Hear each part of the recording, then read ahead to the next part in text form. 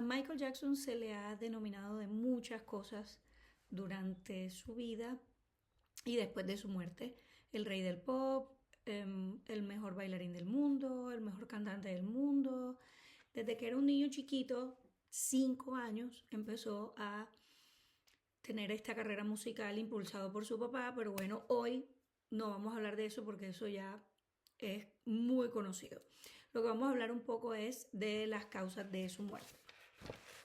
Y la verdad es que yo pienso que su muerte fue un tema muy multifactorial que no podemos achacárselo a una sola cosa. Él durante su vida advirtió siempre de que lo iban a matar y que lo iban a matar por su catálogo. Se lo dijo a su hijo Paris, se lo dijo a su hermana Janet, con quien era bastante cercano, se lo dijo a la Toya. Bueno, él siempre tuvo como esa premonición y esa idea de que iban a acabar con su vida y era por la avaricia de hacerse con el catálogo. Pero bueno, eh, el catálogo, bueno, hay varias teorías, ¿no? No vamos a hablar solamente del catálogo, pero vamos a hablar principalmente de como de las cosas que rodearon su muerte. Eh, Vale la pena mencionar, ¿no? Que estamos hablando de una persona que de pronto no estaba tampoco tan bien psicológicamente, nada más por el hecho de tú no tener el desarrollo normal que deberías tener desde los 5 años trabajando en el ambiente que trabajaba. Él describe cómo a sus 7, 8 años él vio striptease, gente borracha, porque sus papás cuando eran con los Jackson 5 los llevaba a bares y todo, donde lo contrataran, Joe los llevaba porque el hombre lo que quería era salir de pobre, vio la oportunidad en sus hijos y estaba hasta aquí de trabajar eh, en la planta de acero. Entonces, si lo llamaban de un bar de striptease, pues a él no le importaba y no decía, ah, mis hijos están muy chiquitos, no, vamos, y se lo llevaba.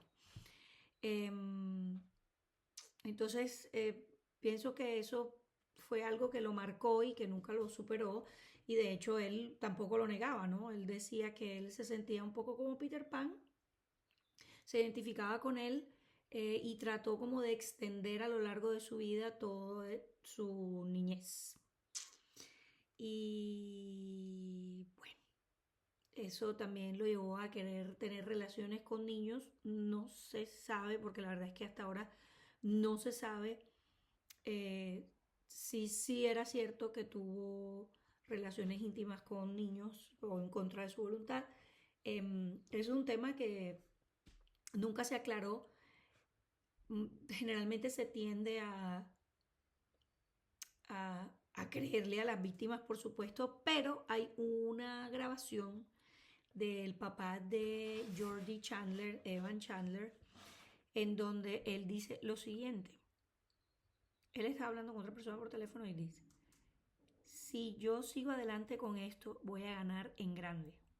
Voy a obtener todo lo que yo quiera y ellos serán destruidos para siempre. Entonces, si el argumento es que si tú estás buscando justicia porque a tu hijo le hicieron daño, tú no estás hablando de que voy a ganar en grande. Ahí estás hablando solo de plata. Y si un hombre adulto lastima a mi hijo, que es un niño, ten la plena seguridad de que yo lo que quiero es que lo metan a la cárcel. Y de paso que le hagan todo lo que se sabe que en las cárceles le hacen a los abusadores de niños. Entonces, en ningún momento él está hablando como desde ese sentir, como de esa rabia que te puede dar como papá que le hagan daño a tu hijo, sino él está hablando ahí de cosas monetarias. Eh, Todo ese trauma también que él vivió, ¿no?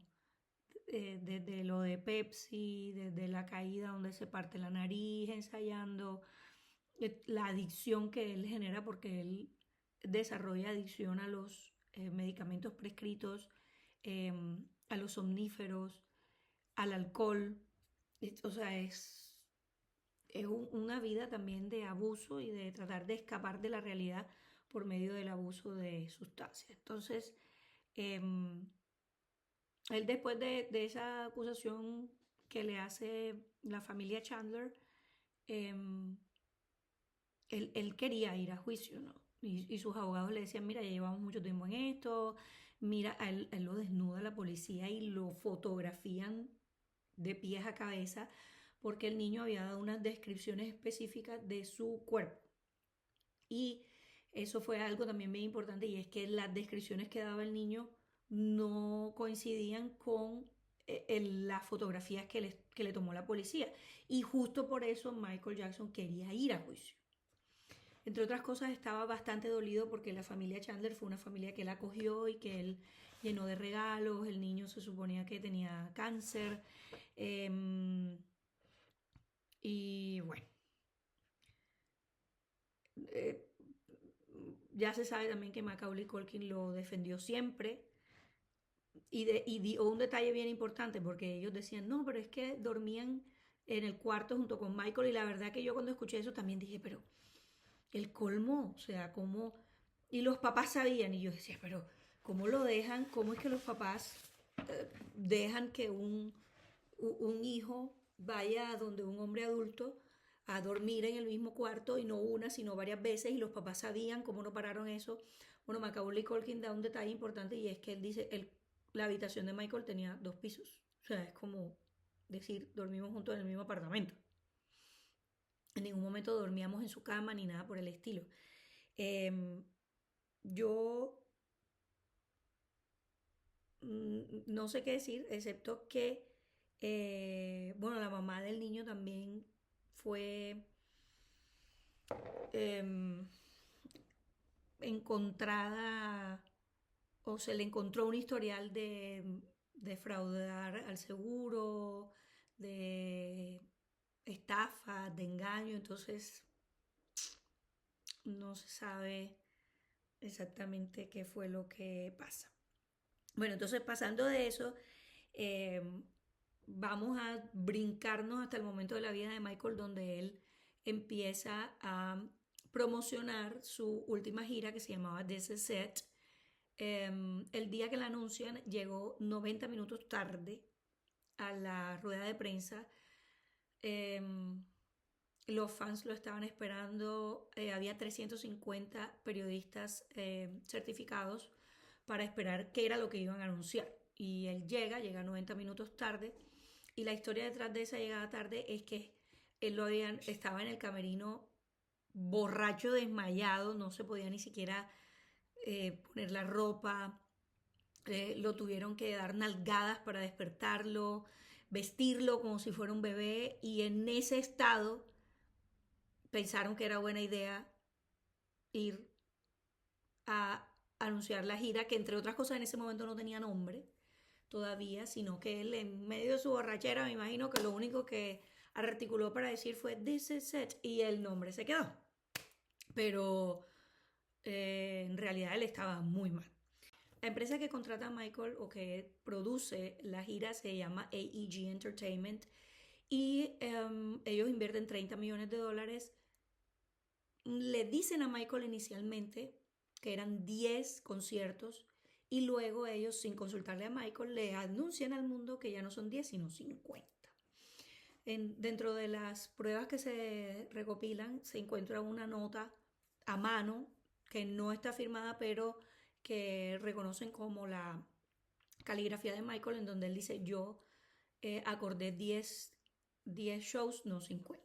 Entonces ya por ahí vamos esbozando un poco qué tipo de empresa productora era esta AEG Producciones. Perdón. Em, este estrés que esta criatura viene cargando durante toda la vida, los 20 años de Motown, el abuso del papá, todo, en ese momento estaba todavía más exacerbado porque Michael Jackson tenía 500 millones de dólares en deuda. O sea, 500 millones. Era una persona que generaba ingresos a montones, pero también como generaba ingresos a montones tenía muchas, o sea, no tenía una percepción de que era lo que entraba y lo que salía. Era todo el séquito de personas que lo atendían, era todos los gastos, era que cuando salía a comprar era una cantidad de cosas que, o sea, comprar, qué bonito, no, nunca tuvo la noción de decir, qué lindo eso, pero ¿dónde lo pongo? Cuando se murió había una cantidad de cosas que estaban metidas en bodegas, en bodegas, en bodegas, porque ni siquiera en Neverland cabían. Entonces, en ese momento que él firma la gira con AEG Entertainment, tenía $500 millones en eh, deuda.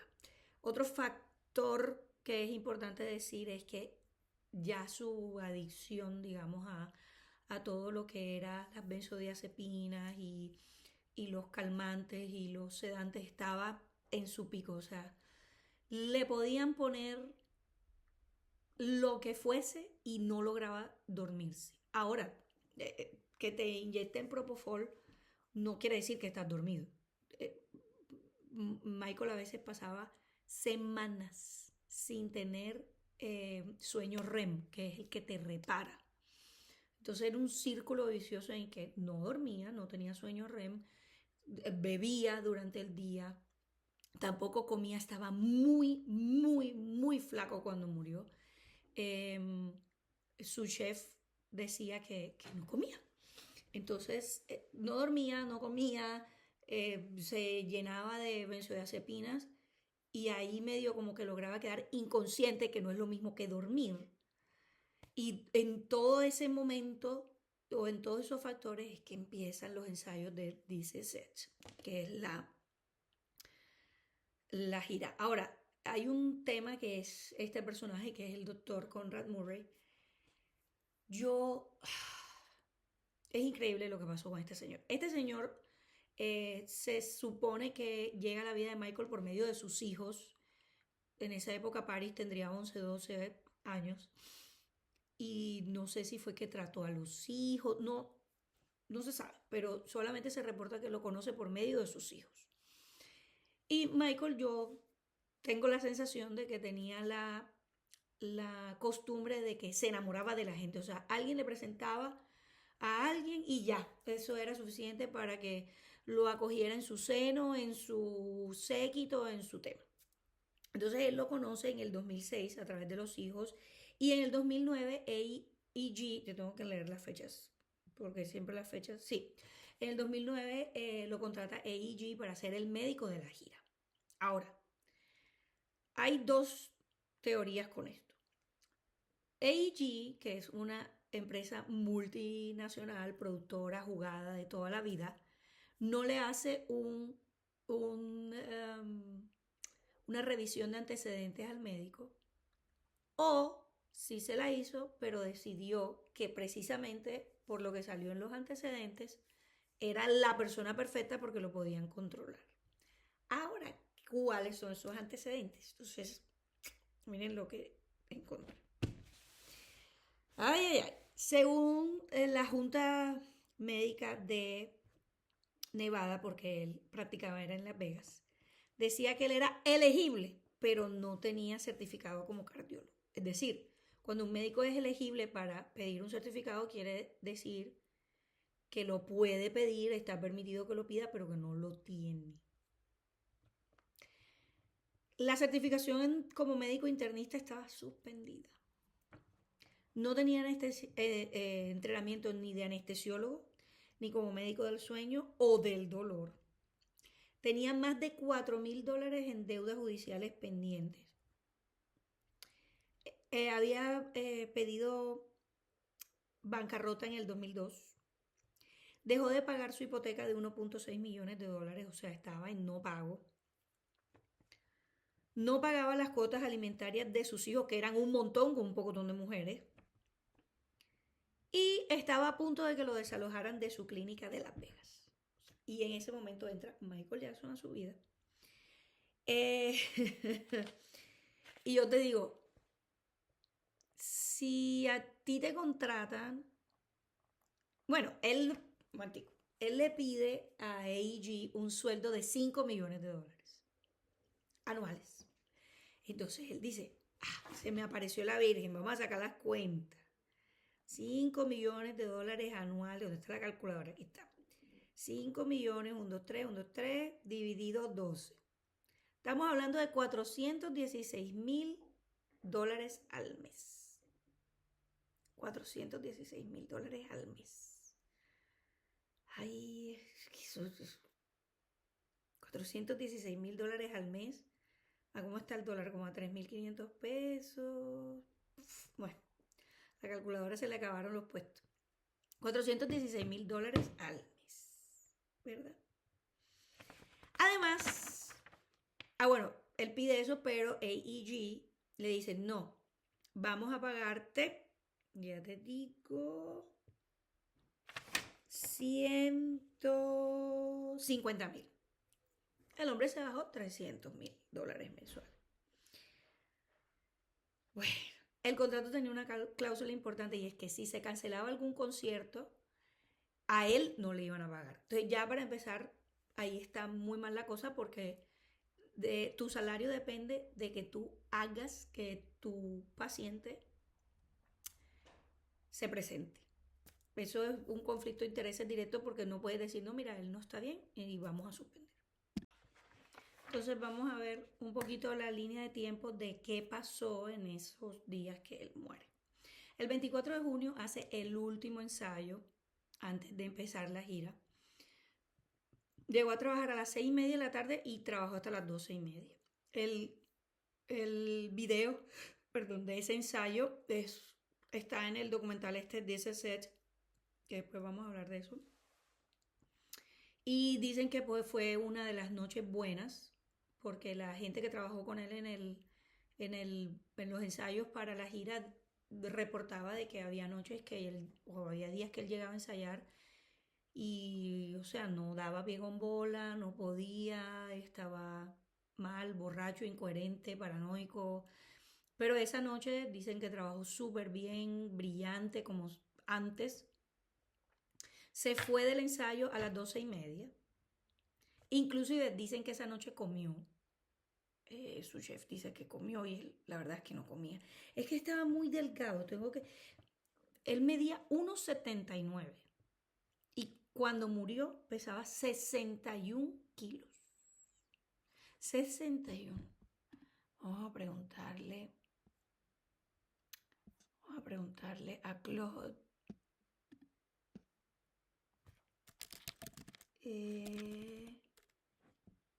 ¿Cómo le preguntamos?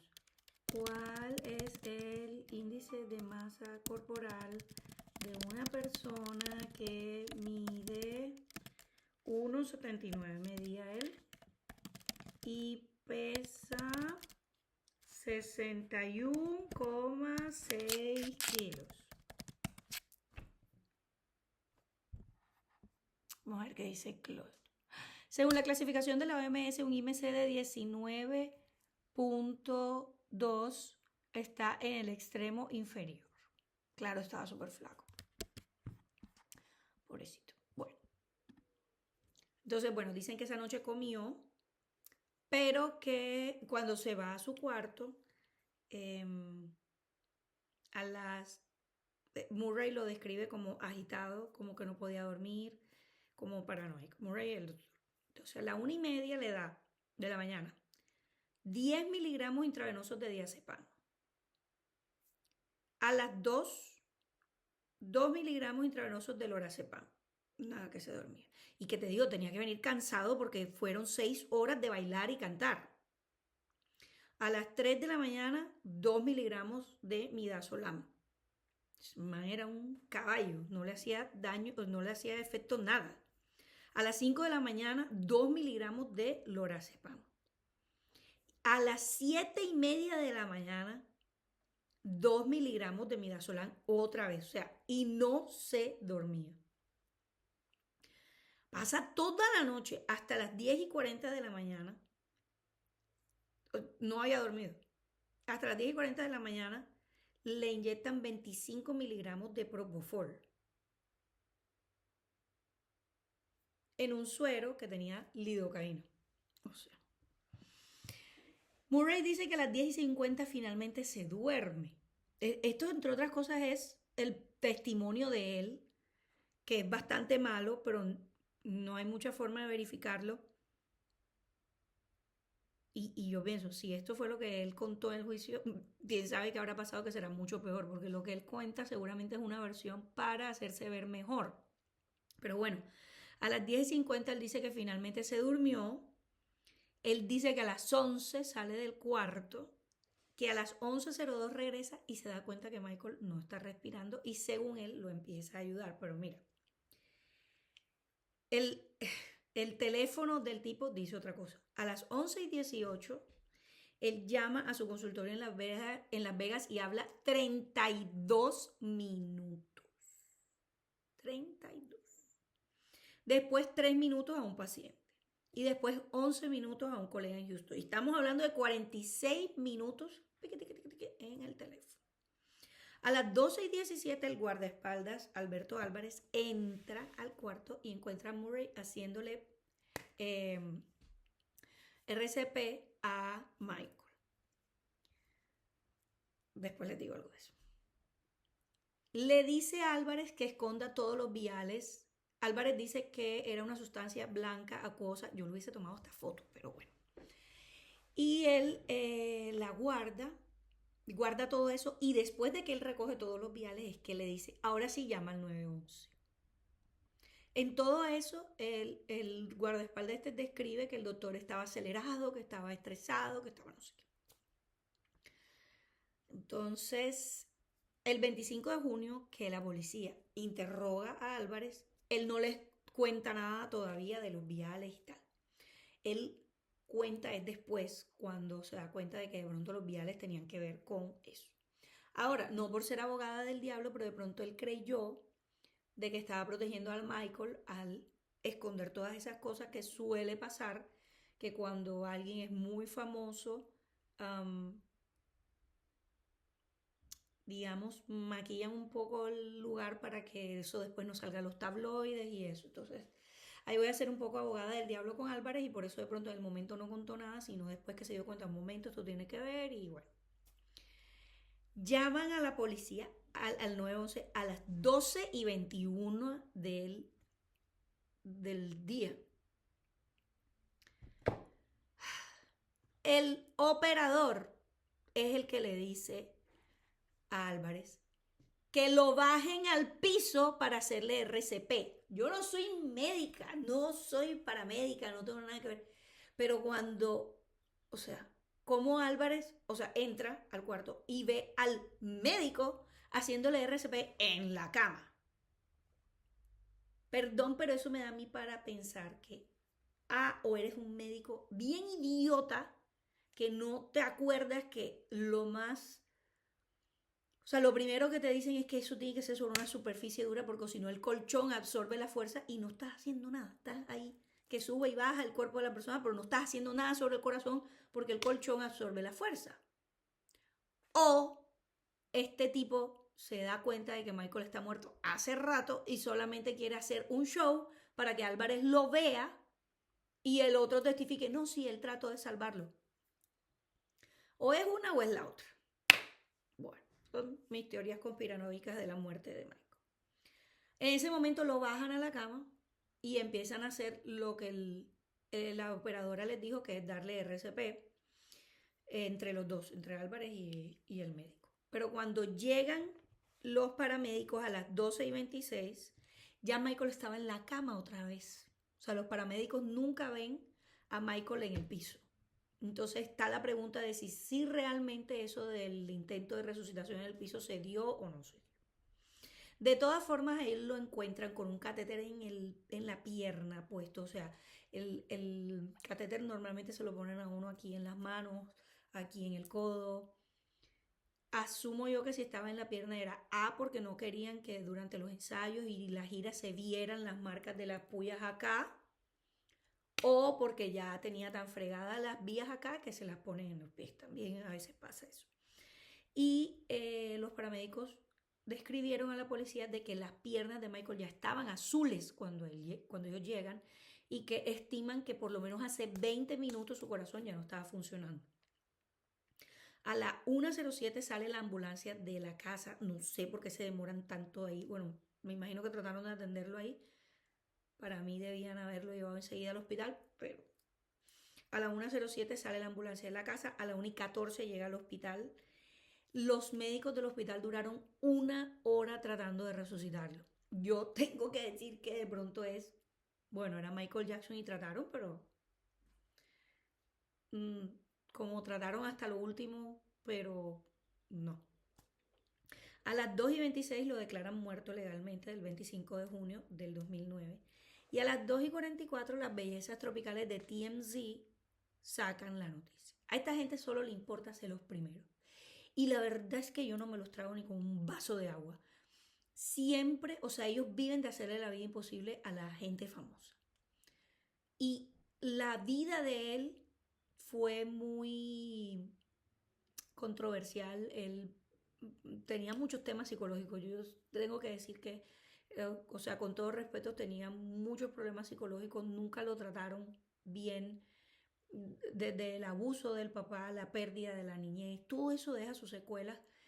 Y TMZ no hacía sino explotar todo eso para vender.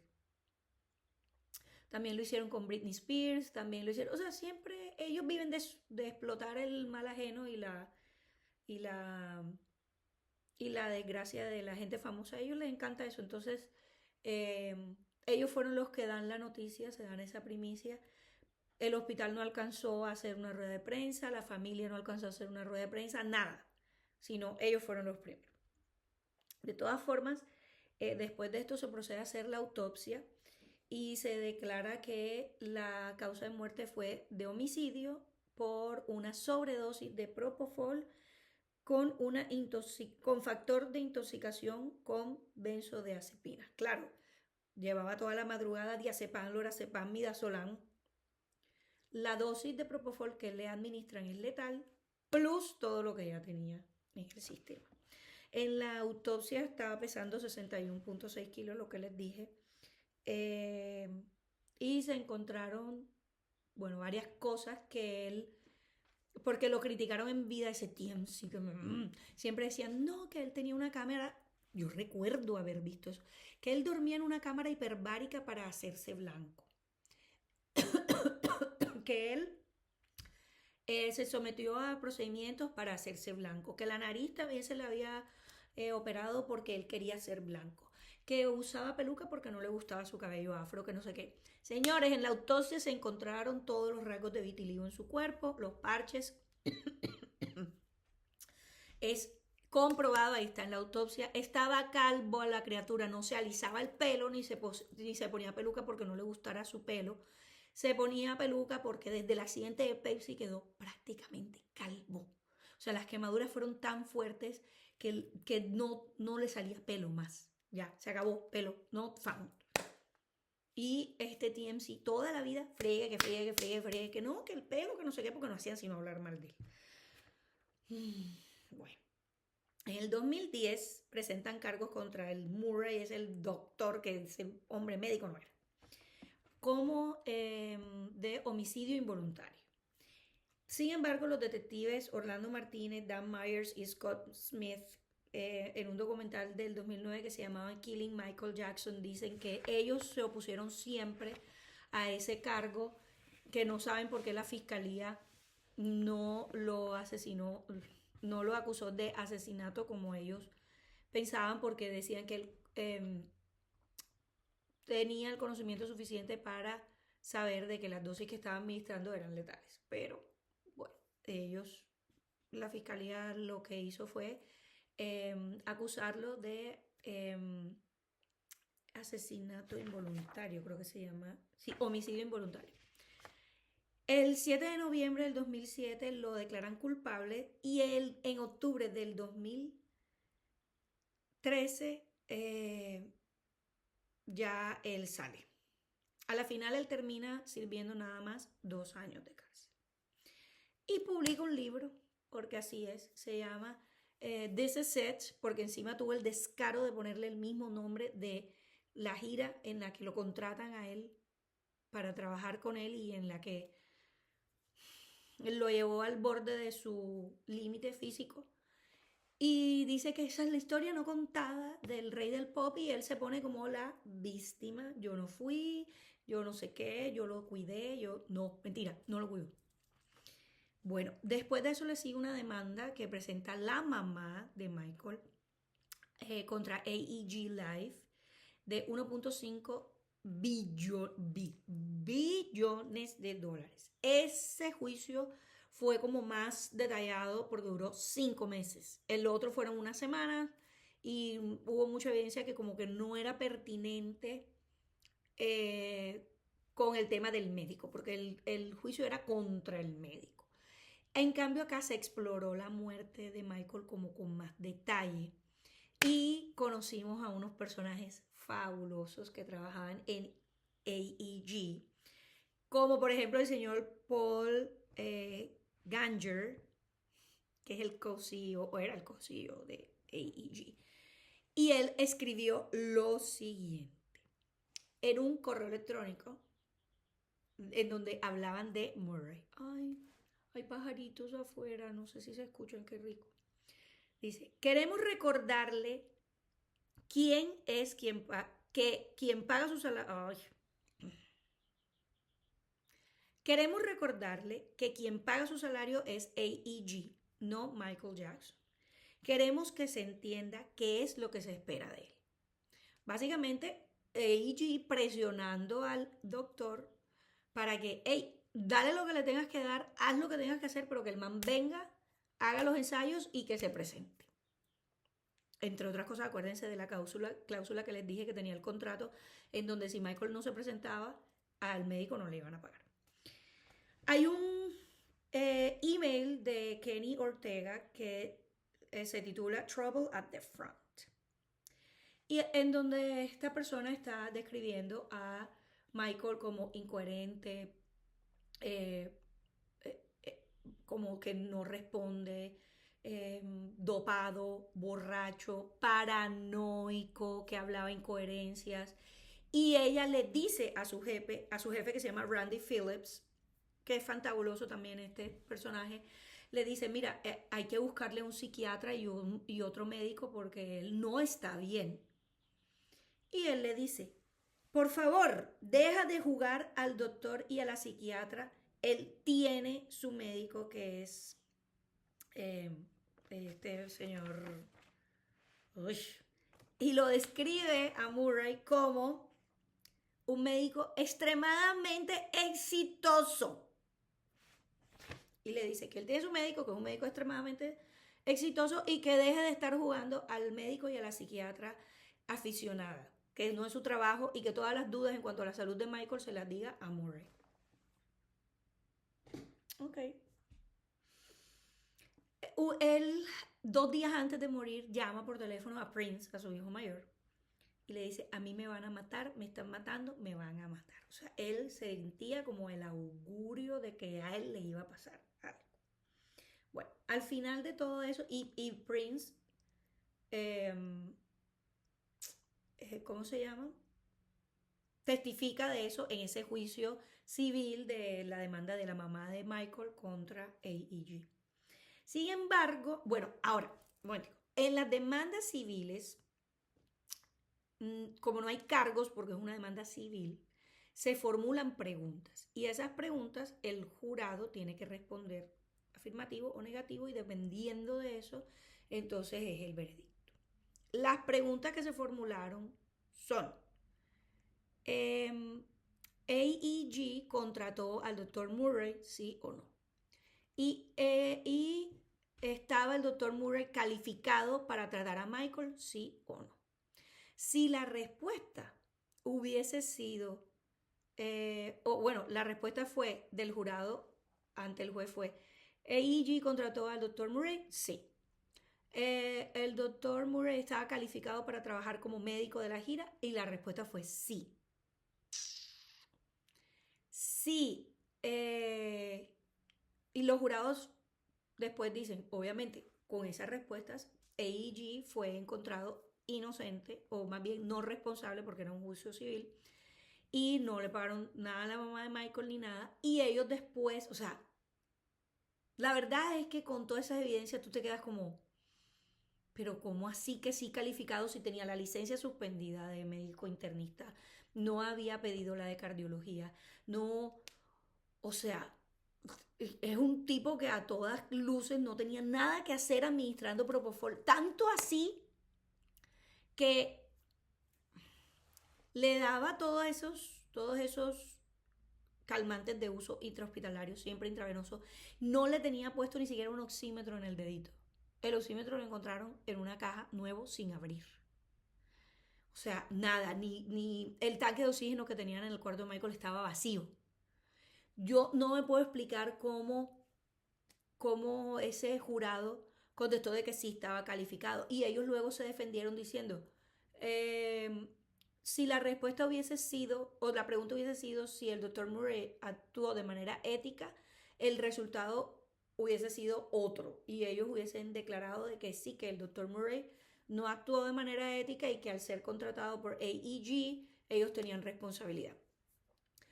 Hay mucha gente que dice que AEG pasó plata a los jurados, eso no se ha comprobado nunca.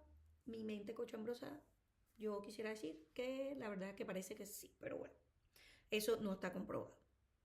Así que no lo sabemos. Ok, dentro de ese juicio también se descubrió o se metió como evidencia otro correo electrónico de la belleza de Randy Phillips, me cae divino, que decía, AEG, después de que se murió Michael, miren lo que escribe. AEG va a hacer una fortuna vendiendo mercancía por retención de boletas y por la exhibición de la película o DVD de ese set. La verdad es que tuvo boca de profeta porque mucha gente no pidió el reembolso de sus boletas, sino que las guardó como recuerdo de que era la boleta del último gira que Michael iba a dar y que no la dio. Hubo, o sea, el documental generó millones de dólares y ellos la verdad es que no perdieron un solo dólar. Ahora, Michael también le dijo a Lisa Marie Presley unas 2 semanas antes de morir, a mí me van a matar, me van a matar. Claro que él creía que era por su catálogo. Entonces, también se lo dijo a la Toya. Y hay un libro que escriben, momento, Bill Whitfield y Javon Bard, en donde ellos dan como su versión de cómo era trabajar con él. Creo que se llamaba Protecting Michael el libro. Y ellos decían que ellos no lo protegían, o sea, que su preocupación de seguridad no era ni que un fan se colara, ni que le dispararan, no. Que lo que ellos hacían era ocultar de sus abogados y de su manager, que es otro personaje del que vamos a hablar ahorita, los movimientos de él, para que ellos no supieran en qué andaba Michael. Esa era como su preocupación mayor, protegerlo de esa gente y protegerlo de la gente de Sony también. Entonces, ahí está. Bueno, entonces vamos a desbozar un poquito más las teorías específicas, digamos. La de AEG es que ellos tenían 30 millones de dólares de inversión en esa gira y si Michael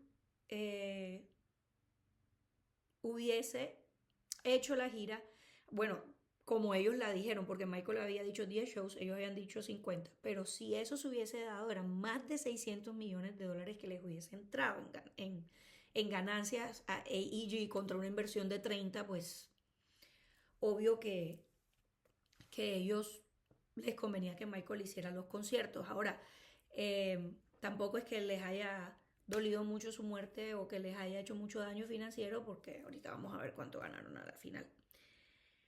De manera que, bueno,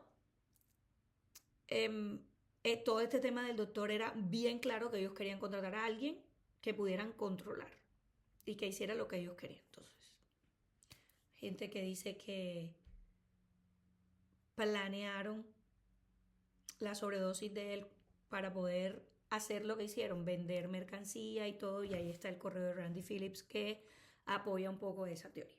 Ahora, la teoría del catálogo, vamos a acomodarnos porque esta es más complicada Y es la teoría que Michael decía, o sea, es lo que él decía porque lo iban a desvivir. Entonces, dice que saco mi super libreta porque esto tiene mucho número, esta teoría del catálogo. Entonces, el catálogo que él tenía era un catálogo de canciones de Sony ATV, que tenía canciones como Hey You, Let It Be, bueno, éxitos, y el catálogo él lo compra por $47.5 millones en el 85. Él tenía el 50% de como acciones, o el 50% del valor de ese catálogo le pertenecía a él. Y su socio, digamos, en el catálogo era Sony ATV. Listo. En el 2009 ya ese catálogo valía $1 billón. Y en el 2016 valía 4 billones, ¿verdad? Ahora, porque él dice que lo iban a matar, y es que Sony Music, que su gerente era Tommy Mottola, y Michael no se llevaban bien. Es más, Michael públicamente hablaba mal de Tony Mottola y decía que era un hombre racista y extremadamente, y que era muy, muy, muy, muy malvado, o sea, con 4 muy, que era extremadamente malvado.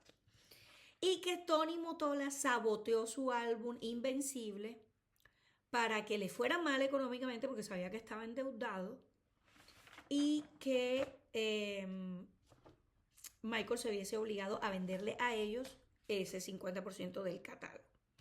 Ahora, los que tenían como la tenencia del catálogo es Fortress Investment Group, y Michael había hecho préstamos de 270 y 380 millones de dólares usando como garantía su participación en el catálogo. Es que no importa la plata que le entrara a Michael, eso sí iba a ir como agua entre los dedos. Entonces él había hecho préstamos contra ese catálogo.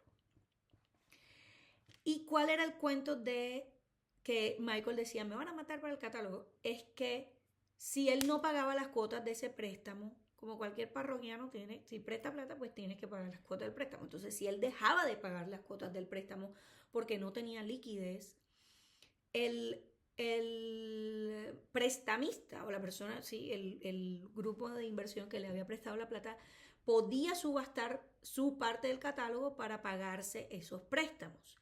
¿Y quién tenía el primer derecho de compra de ese 50%? Pues el tenente del otro 50%, digamos el socio en la tenencia del catálogo, que era Sony. Entonces Michael en su cabeza decía, me van a matar porque si yo estoy muerto no pago, y entonces ellos se van a quedar con el catálogo. Eso es lo que Michael decía. Ahora, eso se llama una venta forzada, porque como tú no pagaste, tal.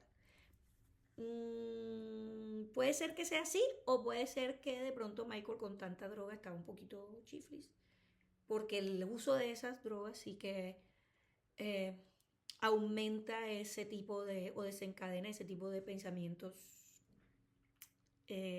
como paranoicos. Con el comportamiento financiero que tenía Michael, no iba a ser sino cuestión de tiempo de que ellos pudieran hacer una venta forzada de ese catálogo, porque él con la plata nunca supo cómo manejarse. Y además debo asumir de que tenía un montón de vampiritos alrededor, que siempre pasa cuando hay una gente así, mano abierta, que tiene plata, y entonces se le acerca a la gente vampirosa. Ahora, lo que ocurrió después de la muerte de Michael es lo que la gente dice que prueba la teoría del catálogo. Y la gente que le cree a Michael, digamos, en su teoría, dice que eso es prueba de ello. En 2016, Sony, acuérdense que Michael murió en el 2009. Sony compra el 50% de Sony ATV, que era perteneciente al patrimonio de Jackson, por $750 millones.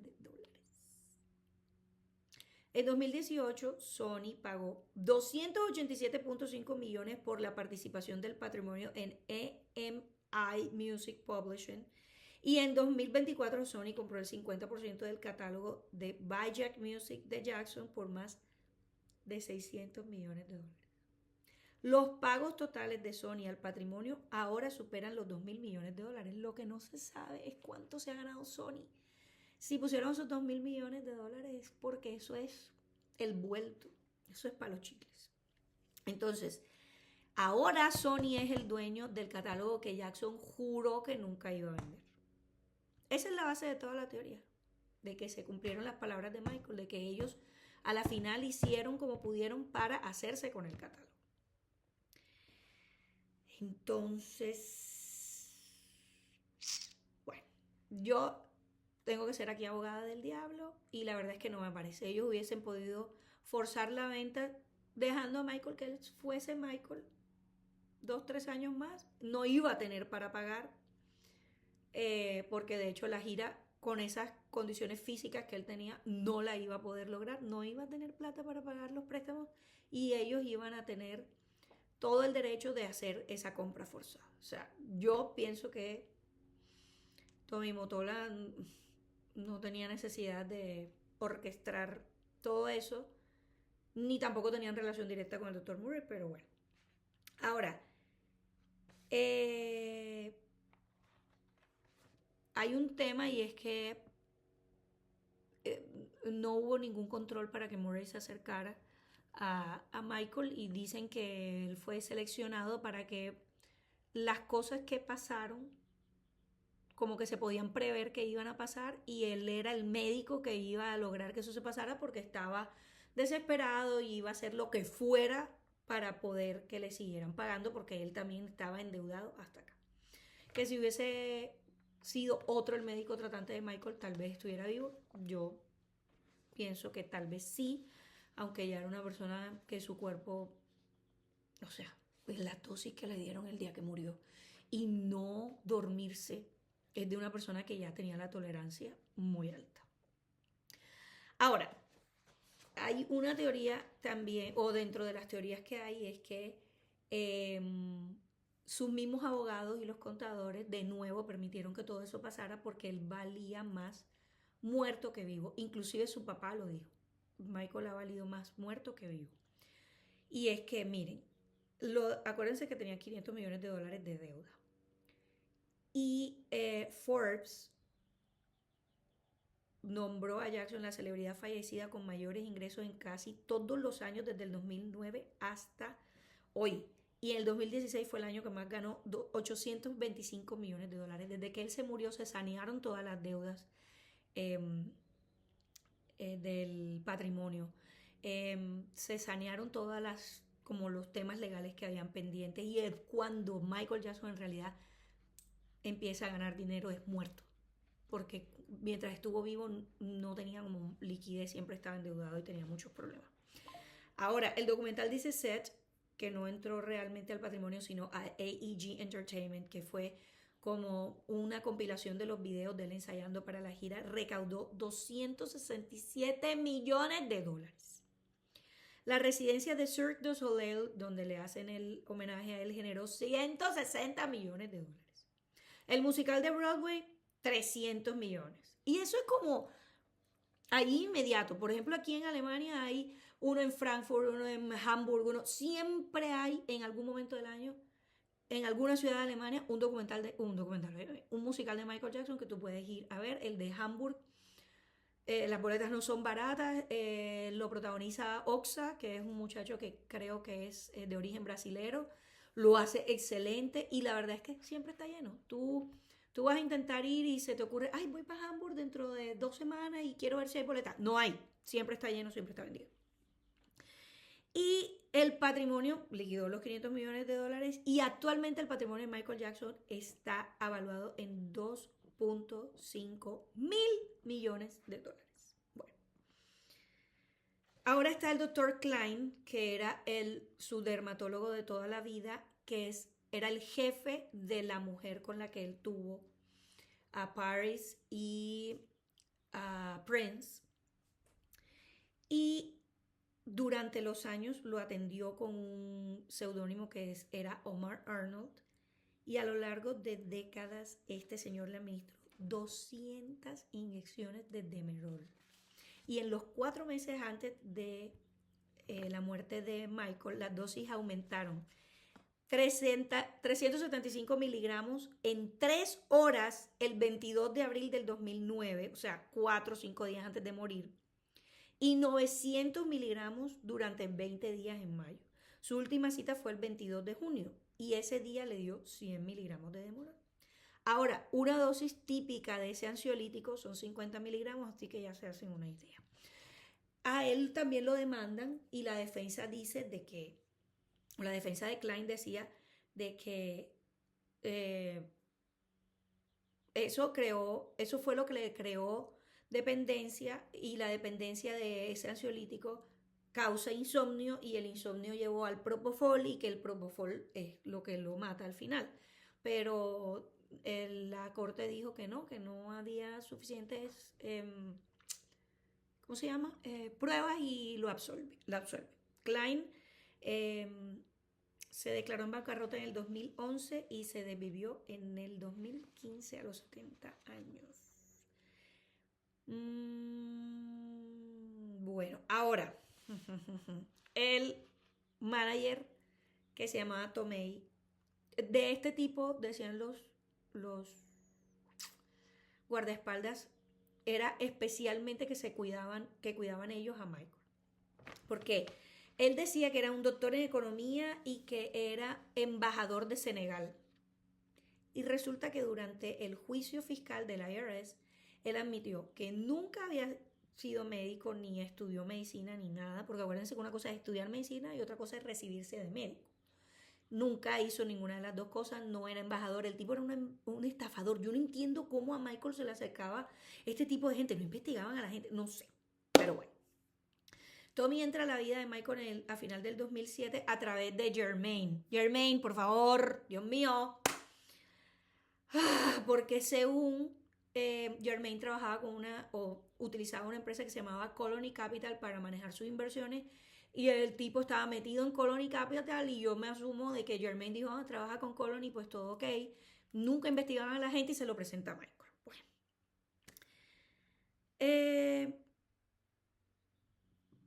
Este tipo negocia el acuerdo de DCZ como su manager y miren lo que él negocia. Una tarifa mensual de gestión de $35,000. Una comisión del 15% sobre todas las ganancias de Jackson. Eso es loco. Además de $100,000 al mes como productor del concierto. ¿Productor de qué? Si el que lo estaba produciendo era AEG. Pero bueno. Una comisión de búsqueda de $2.3 millones para cualquiera. O sea, si compraban Neverland, así él no hubiese encontrado el cliente, su comisión era $2.3 millones. Y el 10%, o sea, esa era fija como su comisión base, y el 10% de lo que sea por lo que transaccionaran en Neverland. O sea, que si Neverland costaba $25 millones, a él le tocaban 2.5 plus los 2.3. Bueno, el 5 de mayo del 2009, o sea, un mes larguito antes de morir, Michael lo despide. Pero este tipo, o sea, no se da por despedido, sino que arma un show y dice que va a traer muerte y destrucción sobre Michael. ¿Quién carajo amenaza así? Tampoco estaría como tan bien de la cabeza este tipo.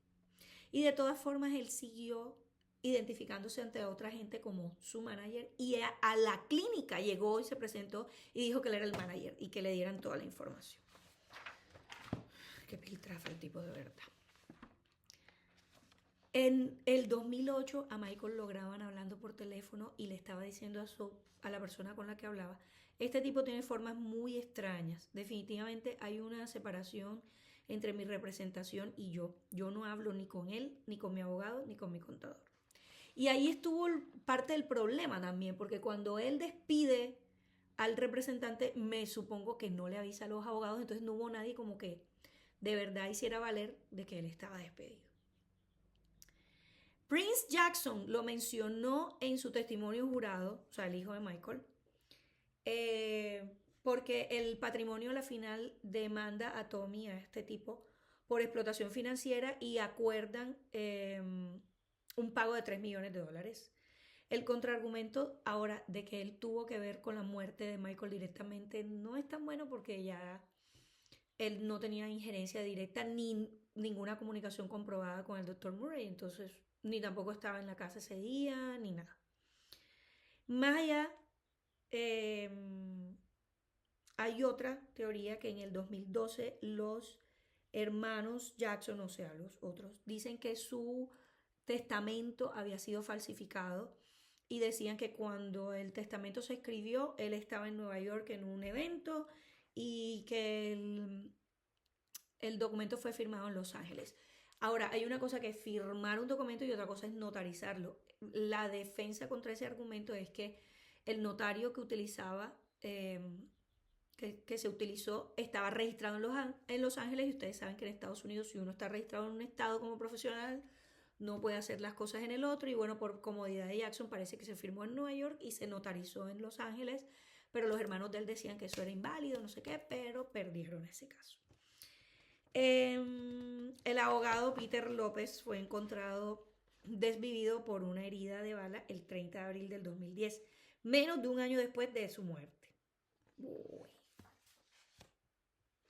Y es que hay mucha gente como involucrada o que contribuyó, porque para mí esto no fue una sola cosa. Esto iba a pasar, evidentemente, si no era ese día, era un poquito después, porque ese era el camino en el que él iba. Y a pesar de su brillantez y de lo inteligentísimo que era y lo sensible que era, él iba por ese camino. Nunca le decían que no. Eh, Todo el tema de Pepsi y de la fractura de nariz lo llevó en ese camino del abuso de sustancias y estaba rodeado de gente muy mala, de verdad. Pero sí que hubo una serie de muertes luego de la muerte de él. Por ejemplo, esta la del abogado Evan Chandler, el papá de Jordi, que lograban diciendo lo que lograban diciendo y dicen que por la culpa se desvivió en el 2009 de una herida de bala. Bruce Ayers, que era un antiguo empleado y cliente, también en el 2009 y después este abogado López. Hay un periodista canadiense que se llama Ian Halperin que en diciembre del 2008 dijo que él tenía 6 meses de vida y se cumplió. En junio murió. Obviamente él analizaba lo mismo que hemos analizado en este video, que era como que muchas cosas juntas. Pero la verdad es que la causa oficial de la muerte es la intoxicación por propofol que le administró el doctor Murray. Pero yo pienso que en realidad esto era algo que iba a pasar tarde que temprano por todas las cosas que lo rodearon y definitivamente su don de entretener también fue un poco su maldición porque lo llevó a la muerte. Cuéntenme en los comentarios ustedes qué opinan, qué se acuerdan de esa época, ya que de pronto hay testigos directos o ustedes presenciaron muchas cosas en tiempo real. Yo era una bebé, así que hay muchas cosas que investigué en el internet, pero si ustedes se acuerdan de algo más, escríbanlo en los comentarios y nos vemos en el próximo. Bye.